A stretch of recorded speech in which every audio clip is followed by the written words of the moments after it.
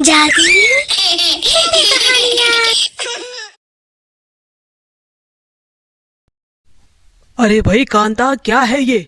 सुबह एक कप चाय की जगह आधा कप चाय और खाने में आधा कटोरी सब्जी, ये सब हो क्या रहा है? सब बचत हो रही है जी।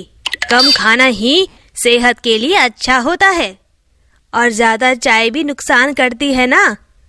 सास बहू की ये अनमोल विचार सुनकर होशियार सिंह दंग रह जाता है। कंजूसी को बचत नहीं कहते। ढंग से खाएंगे पिएंगे नहीं तो ये शरीर कैसे चलेगा? बाबूजी ठीक कह रहे हैं, खाने पीने में कंजूसी करना ठीक नहीं है। तू चुप कर बेटा, क्या ठीक है क्या नहीं मैं सब जानती हूँ। हाँ, कांता कंजूस थी तो रेखा महाकंजूस। दोनों सास बहू मसल मसल कर पैसा खर्च करती थी और पैसा बचाने के चक्कर में हमेशा उल्टे सीधे काम किया करती थी।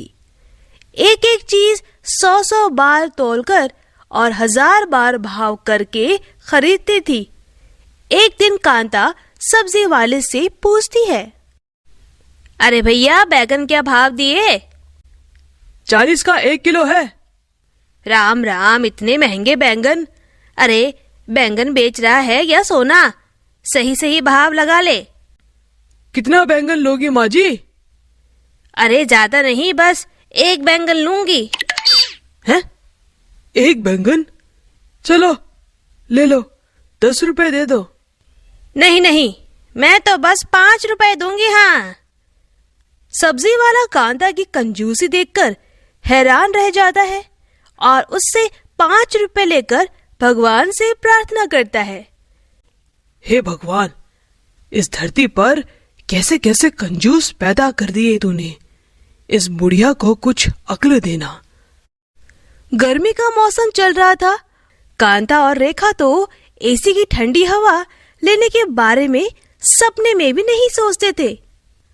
गर्मियों में उन दोनों का तो हमसफर बस पंखा ही था। दोनों पंखे की गर्म हवा को ही कश्मीर की ठंडी हवा समझकर खुश रहते थे।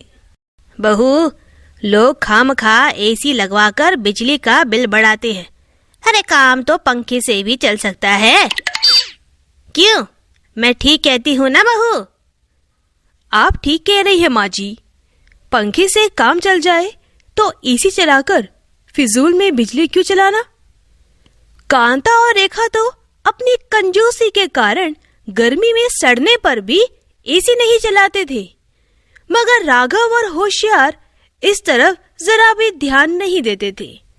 अचानक होशियार के कमरे का एसी बंद होने पर होशियार पूछता है, अरे ये एसी क्यों बंद हो गया? कांता, अरे देखो तो एसी को क्या हो गया?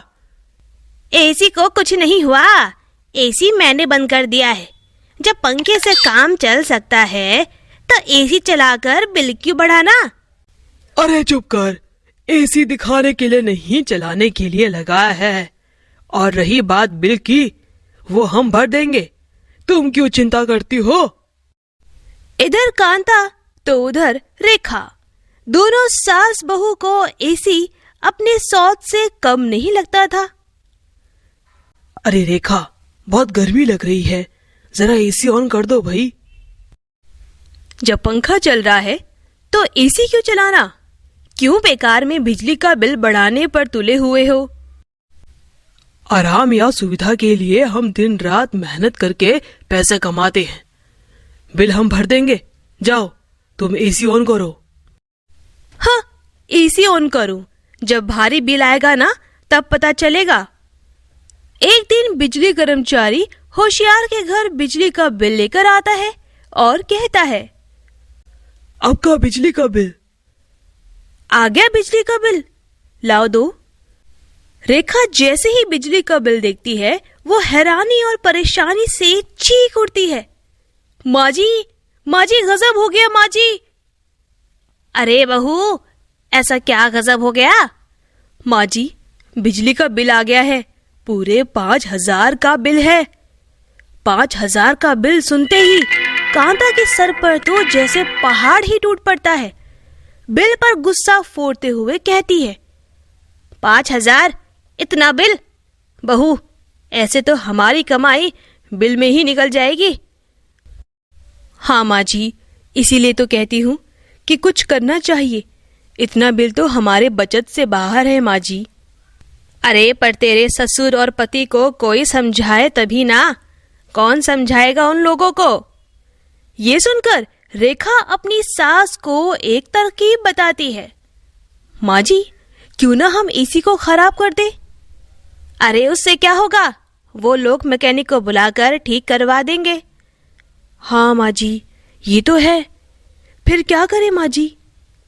तो क्या हम ऐसे ही बिजली वालों को अमीर बनाते रहे?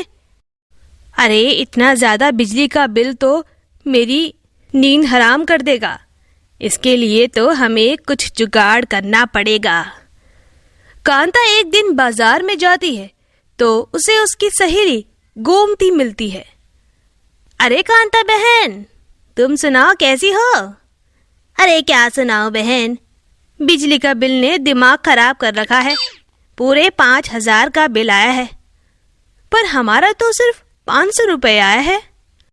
ये सुनकर कांता हैरान हो जाती है और गोमती से पूछती है, तुम्हारे यहाँ एसी पंखे नहीं चलते होंगे, तभी तो इतना बिल आया होगा।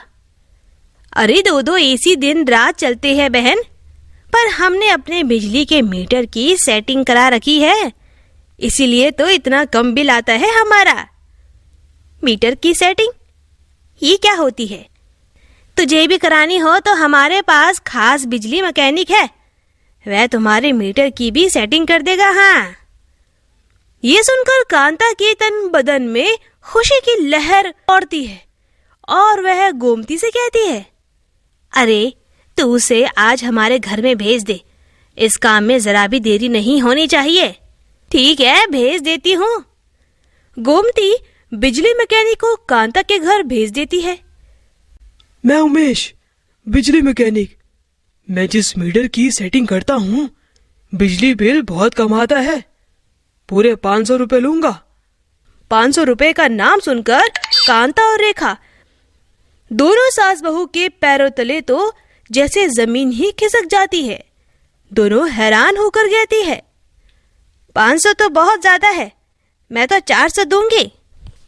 ऐसे कैसे देंगी सासू माँ, मैं भी तो हूँ। सुनो भाई, 300 में कर दो, हम दोनों आपको दुआएं देंगी। हाँ। अरे ये तो बहुत कम है, पर कर देता हूँ। ये कहकर उमेश मीटर की सेटिंग कर देता है। अब आप बिजली बिल खत्म समझो। कुछ दिन बाद घर में बिजली का बिल आता है तो रेखा बिल देखते ही खुशी से झूम उठती है और कहती है, कमाल हो गया सासू माँ, बिजली का 500 रुपए बिल आया है। अरे ध्यान से देख, कहीं तू 5,000 को 500 तो नहीं समझ रही? बिल्कुल नहीं समझ रही सासू माँ, बिल 500 ही आया है। कांता बिल को अपने हाथों में लेकर देखती है। है तो सच में 500 रुपए ही। बहू, बात बन गई, अब तो पैसे की खूब बचत होगी। माँ जी, मीटर की सेटिंग काम आ गई। किस्मत से उन दोनों की बातें उनके पड़ोसन सुन लेती है। अच्छा, तो ये कांता बिजली की चोरी कर रही है। उड़ा लो मजी, कल ही जाती हूँ बिजली विभाग में। सुनीता ने बिजली विभाग वालों को कांता के बारे में खबर कर दी। फिर बिजली विभाग वालों ने कांता के घर छापा मार दिया, जिसमें मीटर की चेकिंग हुई, जिसमें साफ घोटाला नजर आया। देख लिया, तुम्हारी कंजूसी और बेवकूफी ने क्या किया। बेइज्जती तो करवाई ही, ऊपर से पूरे 60,000 रुपए का नुकसान भी करवा दिया। आज के बाद ऐसी कंजूसी भूल कर भी मत करना। बेवकूफी और कंजूसी में गलत काम करके पैसा बचाना कितना महंगा पड़ता है, ये आज तुम समझ ही गई होंगी। उस दिन के बाद कांता और रेखा समझ जाती है कि बचत कंजूसी और लालच करके नहीं, बल्कि पैसों को सही ढंग से खर्च करने पर होती है। तो दोस्तों, अगर आपको हमारी कहानी पसंद आई हो तो इसे लाइक करना और शेयर करना और हमारे चैनल को सब्सक्राइब करना मत भूलना।